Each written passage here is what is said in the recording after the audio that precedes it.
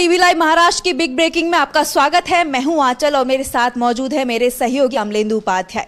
जैसा कि आप जानते हैं कि महाराष्ट्र में चुनाव चल रही हैं, जिसको लेकर के सियासत गरमाई हुई है। सियासत में हंगामा देखने को मिल रहा है और ये हंगामा कहीं और नहीं बल्कि महायुति के घटक दलों के बीच में जारी है।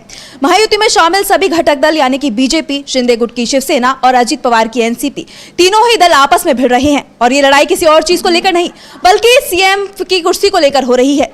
तीनों ही दल अपनी अपनी दावेदारी पेश कर रहे हैं। शिंदे इस वक्त महाराष्ट्र में सीएम है और वो चाहते हैं कि दोबारा महाराष्ट्र के सीएम वही बने। तो वहीं अजित पवार भी अपनी इच्छा जाहिर कर चुके हैं। वो चाहते हैं कि उनको प्रमोशन मिले और इसके अलावा बीजेपी नेता फडणवीस तो पहले से ही कह रहे हैं कि उन्हें भी बीजेपी से सीएम बनना है महाराष्ट्र का। तो अब इस पर महाराष्ट्र की सियासत में अमित शाह की एंट्री हो गई है। अमित शाह ने साफ कर दिया है एक बड़ा बयान देते हुए कि इस बार महाराष्ट्र में महायुति से बीजेपी का ही सीएम बनेगा, यानी कि साफ साफ शिंदे का पट्टा साफ होता दिखाई दे रहा है। और इसके बाद इस पर और भी प्रतिक्रियाएं आई हैं जिस पर हम बात करेंगे, लेकिन उससे पहले हम अपने सहयोगी अमलेंदु जी से जानेंगे कि इसका महाराष्ट्र की जो जनता है उस पर क्या असर पड़ेगा। देखिए, एक तो महायुति में अब बिखराव साफ तौर पर दिखने लगा है और ज़बरदस्त घमासान मचा हुआ दिखाई पड़ रहा है। एकनाथ शिंदे का दावा अपनी जगह है और अमित शाह कल जाकर जिस तरीके से बोले उससे संकेत ये गया है कि अमित शाह ने ऐलान कर दिया है कि अगर सरकार बनती है महायुति की तो बीजेपी और बीजेपी में भी देवेंद्र फडणवीस मुख्यमंत्री बन सकते हैं। चूंकि उनका कहना यह था कि आप देवेंद्र फडणवीस को जिताइए ताकि महायुति की सरकार बन सके। तो अगर देवेंद्र फडणवीस को जिताइए और महायुति की सरकार बन सके, इसका साफ साफ संकेत ये जा रहा है कि अमित शाह एक तरीके से घोषणा कराए हैं कि अगर महायुति की सरकार बनती है तो फिर मुख्यमंत्री भारतीय जनता पार्टी का होगा, यानी एकनाथ शिंदे मुख्यमंत्री नहीं होंगे या अजित पवार मुख्यमंत्री नहीं होंगे, जबकि दोनों अपने को मुख्यमंत्री का चेहरा मानकर चल रहे हैं। अजित पवार तो साफ साफ कह रहे हैं कि उनको प्रमोशन चाहिए, इस तरह की बातें वो कह चुके हैं, कई बार कह चुके हैं। और जिस समय वो अलग हुए थे शरद पवार से, उस समय तो उन्होंने कहा ही ये था कि हर माँ जो चाहती है उसका बेटा मुख्यमंत्री बने, तो अगर मैं चाहता हूँ तो इसमें बुराई क्या है। तो ये जो मतलब जो महत्वाकांक्षा अजित पवार के अंदर है या एकनाथ शिंदे की, हालांकि वो महत्वाकांक्षा पूरी हो चुकी है एक तरीके से मुख्यमंत्री बनने की, जिसके लिए उन्होंने शिवसेना को तोड़ा था। लेकिन अब दिक्कत ये आ रही है कि एकनाथ शिंदे ये का कहना ये था अभी तक जो सीट बंटवारे को लेकर के भी जब बहस चल रही थी कि लोकसभा चुनाव में महायुति में सबसे अच्छा स्ट्राइक रेट एकनाथ शिंदे का था, तो सीटें उनको ज़्यादा लड़ने को चाहिए, ये मांग कर रहे थे। इसी तरीके से अजित पवार ज़्यादा सीटें मांग रहे थे, लेकिन दोनों को सीटें कम दी गई। भारतीय जनता पार्टी ज़्यादा सीटों पर लड़ रही है, लेकिन भारतीय जनता पार्टी ने बहुत चालाकी के साथ अपने लोगों को एकनाथ शिंदे की पार्टी में और अजित पवार की पार्टी के सिंबल पर चुनाव लड़वा दिया। यानी एक तरीके से अगर शिंदे और अजित पवार की कुछ लोग जीत कर आते भी हैं तो उसमें फिर उनकी नहीं चलेगी, उसमें भाजपा के लोग होंगे, तो यानी वो कहीं आने जाने के बारे में नहीं सोच सकते। अब अमित शाह का सीधे सीधे ये कहना कि आप देवेंद्र फडणवीस को जिताइए ताकि महायुति की सरकार बने, इसका साफ साफ संकेत दिया गया है कि अमित शाह ने ये एक तरीके से ऐलान कर दिया कि अब अगर भारतीय जनता पार्टी या महायुति की सरकार बनती है तो मुख्यमंत्री बीजेपी का होगा। यानी अभी तक जो सवाल पूछा जा रहा था बीजेपी से कि भाई आपने जिस तरीके से हरियाणा में नायब सिंह सैनी के लिए साफ तौर पे कहा कि सरकार बनेगी तो नायब सिंह सैनी ही मुख्यमंत्री होंगे, जो यानी मौजूदा मुख्यमंत्री है, आप एकनाथ शिंदे के लिए क्यों नहीं कह पा रहे कि अगर सरकार बनती है तो एकनाथ शिंदे ही मुख्यमंत्री होंगे? बीजेपी ये बिल्कुल नहीं कह रही है। और जो वहाँ पोस्टरबाजी जो चल रही है तीनों दलों के बीच में, यानी गठबंधन के तीनों दलों के बीच में, उसमें भी एकनाथ शिंदे को इग्नोर कर रही है भारतीय जनता पार्टी। और एकनाथ शिंदे भी जो अब वो दूसरे रास्तों पर चलना शुरू हो चुके हैं, वो भी एक पैरेलल एक तरीके से कहा जाए वो अपनी रणनीति बना रहे हैं ताकि किसी तरीके से उनकी सीटें ज़्यादा आएँ और भाजपा की सीटें कम आएँ। इसकी जो है वो तैयारियाँ एकनाथ शिंदे और अजित पवार दोनों की तरफ से की जा रही हैं। तो ये आपस में ही एक तरीके से कहा जाए महायुति जो है वो लड़ता हुआ दिखाई पड़ रहा है। अभी जैसे कि एक खबर आई थी कि सीएम शिंदे ने प्रकाश अंबेडकर से मुलाकात की थी, उसको लेकर भी कई सियासी मायने निकाले जा रहे हैं, तो उस पर आप क्या कहना चाहेंगे? नहीं, देखिए, प्रकाश अंबेडकर को तो एक तरीके से पहले कहा जाए कि ये बीजेपी की रणनीति ये थी कि प्रकाश अंबेडकर अलग लड़ें और नुकसान जो है वो महाविकास अघाड़ी को उससे पहुँचे। तो अब वो कितना नुकसान पहुँचेगा कितना नहीं पहुँचेगा वो एक अलग का मसला है, चूँकि राजनीति है, सबको अपना चुनाव लड़ने का अधिकार है। प्रकाश अम्बेडकर को भी चुनाव लड़ने का अधिकार है। लेकिन वो कितना नुकसान पहुंचाते हैं, कितना नुकसान नहीं पहुंचाते हैं, तो आने वाला समय बताएगा। लेकिन एकनाथ शिंदे जो जाकर मिले हैं, कल रात में उनकी मुलाकात हुई है प्रकाश अम्बेडकर से। हालांकि उन्होंने सफाई दी है एकनाथ शिंदे ने कि हर मुलाकात को जो है वो राजनीति के नज़रिए से नहीं देखना चाहिए, शिष्टाचार मुलाकात थी। और चूंकि उनकी एंजियोप्लास्टी हुई थी तो इसलिए वो उनको देखने गए थे।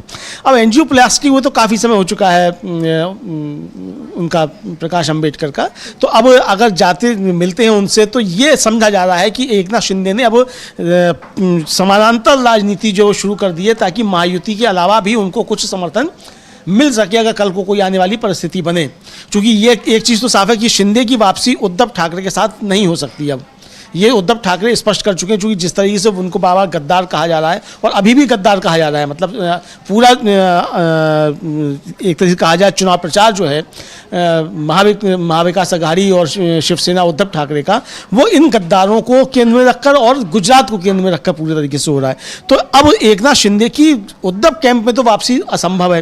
तो अब एकनाथ शिंदे ये सोचते हैं कि उनको अगर किसी और का समर्थन मिल सके, अजित पवार का भी उनको समर्थन नहीं मिलेगा, ये भी वो समझ रहे हैं, तो वो दूसरे तरीके से कोशिश कर रहे हैं कि कुछ दूसरे लोग ऐसे आ जाएं कि जो उनके साथ में आके आ सकें। तो इस पे हो सकता है वो काम कर रहे हो। तो इनकी जो मुलाकात हुई है एकनाथ शिंदे की प्रकाश अम्बेडकर से, तो इसके पीछे कुछ राजनीतिक समीकरण जो है और कुछ दुरभिसंधियां पीछे से जो है उसकी जो है वो खुशबू सूंघी जा रही है।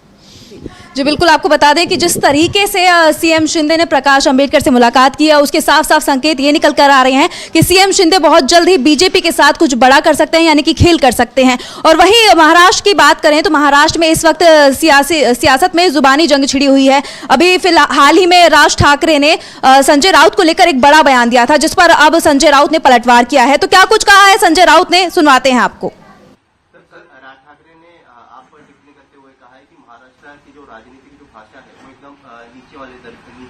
जिसको जिस भाषा का इस्तेमाल करना चाहिए वो इस्तेमाल हम करते हैं। अगर महाराष्ट्र कोई लूट रहा है, महाराष्ट्र तोड़ रहा है, महाराष्ट्र के ऊपर हमला हो रहा है, तो ऐसे लोगों से क्या संतों की भाषा करना है?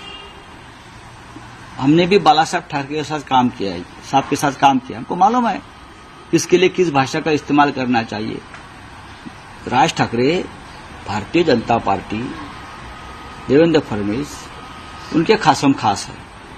जो स्क्रिप्ट वहां से लिख कर आता है वो सिर्फ वो पढ़ लेते हैं। उनको क्या मालूम महाराष्ट्र की अस्मिता और स्वाभिमान क्या है। खत्म हो गया सब। हम लोग लड़ेंगे, भाषा हमारा हथियार है और उस हथियार का इस्तेमाल हम जरूर करें।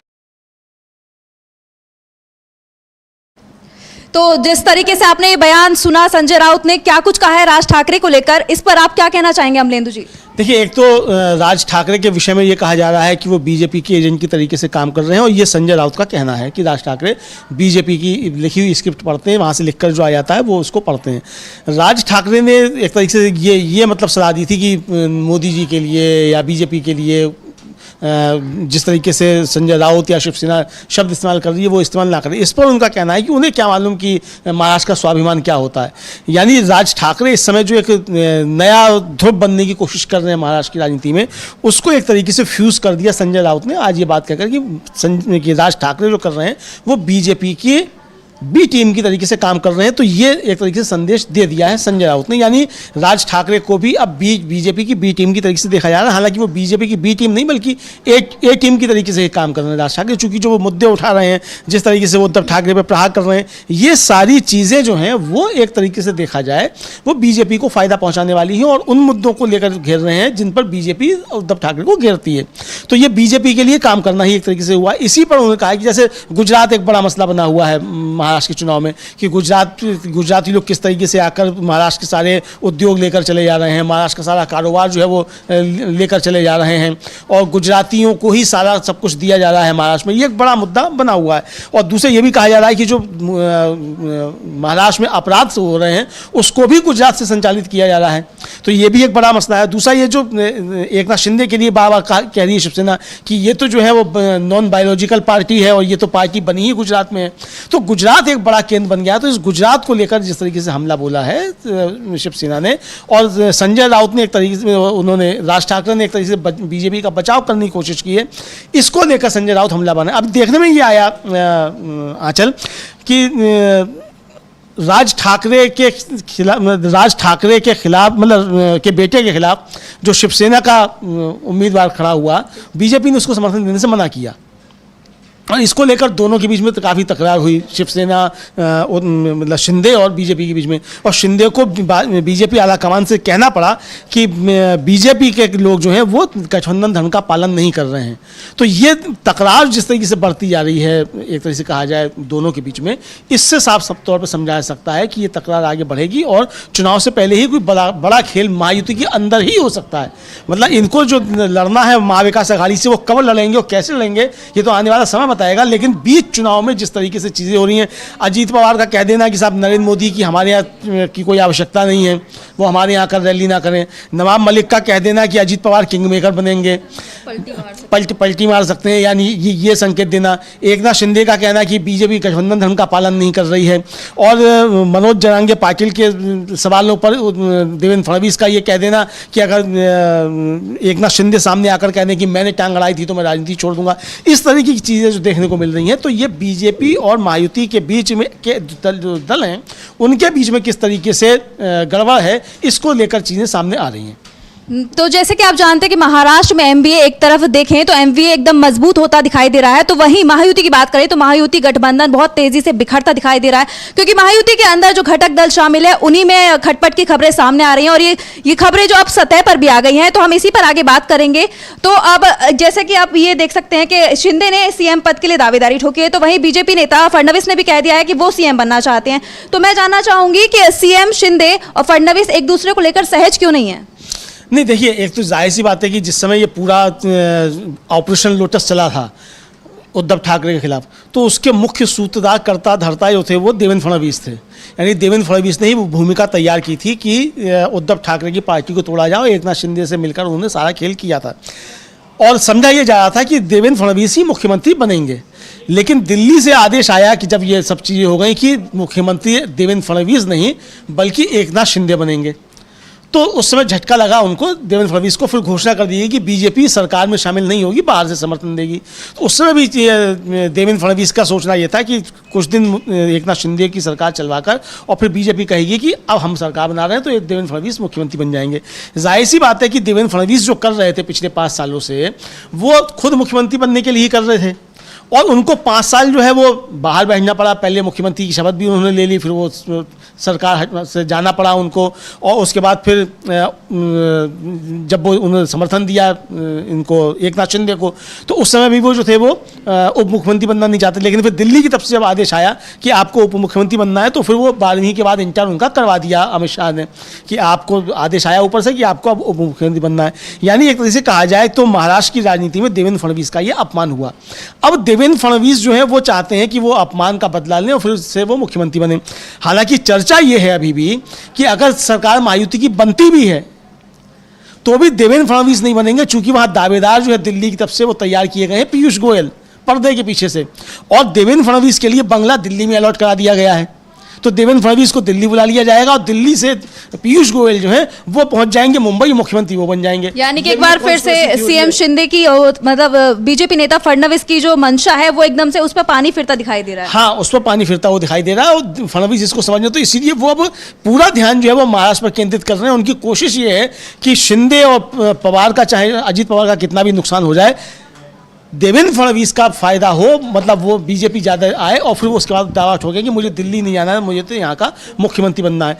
इधर शिंदे सोच रहे हैं कि बीजेपी का अगर नुकसान होता है तो देवेंद्र फडणवीस की दावेदारी कम होगी और एकनाथ शिंदे जो वो अपना दावा कर सकेंगे। तो इसीलिए दोनों एक दूसरे को लेकर बिल्कुल भी सहज नहीं आ रहे हैं, और इसका असर जो है वो चुनाव पे पड़ता हुआ दिखाई पड़ रहा है। चूँकि जुबानी जंग तो एक तरीके से नहीं कही जा सकती है दोनों के बीच में, लेकिन अंदरूनी तौर पर जिस तरीके से जंग देखने को मिल रही है, यानी पर्दे के पीछे या सतह के नीचे दोनों के बीच जो जंग मिल रही है एकनाथ शिंदे और देवेंद्र फडणवीस के बीच में, ये आने वाले समय में महायुति को नुकसान पहुँचा सकती है। और अमित शाह का जिस तरीके से वहाँ जाकर के बयान आ रहे हैं, वो भी साफ तौर पे ये एक तरह से कहा जाए वो संकेत दे रहे हैं कि महायुति में सब कुछ ठीक ठाक नहीं है, और अमित शाह भी अब चाहते हैं कि मुख्यमंत्री जो है वो बीजेपी का वहाँ बने।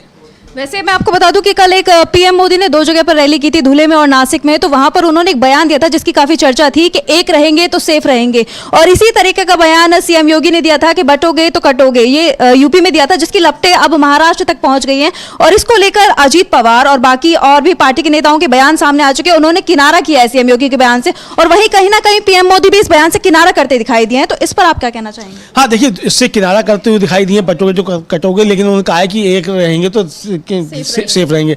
अब इस पर जो आम आदमी पार्टी के सांसद संजय सिंह, उन्होंने बड़ा जोरदार हमला बोला है। उन्होंने कहा है कि भाई 10 साल से आपकी सरकार है तो आप क्या कर रहे थे, एक सेफ थे, 10 साल से क्या आप घास छील रहे थे? ये कहना है संजय सिंह का। और उधर संजय राउत का कहना है कि महाराष्ट्र बिल्कुल सेफ है, आप जब आते हैं तब महाराष्ट्र अनसेफ हो जाता है, तो इसलिए महाराष्ट्र की जनता आपको यहाँ से निकाल के बाहर करेगी ताकि महाराष्ट्र सेफ रहे। तो ये एक तरीके से देखा जाए कि जो नरेंद्र मोदी और योगी के बीच में जो संघर्ष इसको के तौर पर देखा जा रहा था, जिस तरीके से कि योगी ने तो कहा बटोगे तो कटोगे, और मोदी ने उसको जाकर चेंज कर दिया, एक रहेंगे तो सेफ रहेंगे। तो ये संघर्ष अब बीजेपी के अंदर भी एक तरीके से है, तो वो भी उसकी देखना होगा कि महाराष्ट्र के चुनाव पे उसका क्या असर पड़ता है। चल जी, बहुत बहुत शुक्रिया अमलेंदु जी आपका हमारे साथ जुड़ने के लिए और तमाम जानकारी हमारे साथ साझा करने के लिए। फिलहाल डीबी लाइव महाराष्ट्र की बिग ब्रेकिंग में इतना ही। आप देखते रहिए डीबी लाइव महाराष्ट्र। मुझे दीजिए इजाजत, नमस्कार।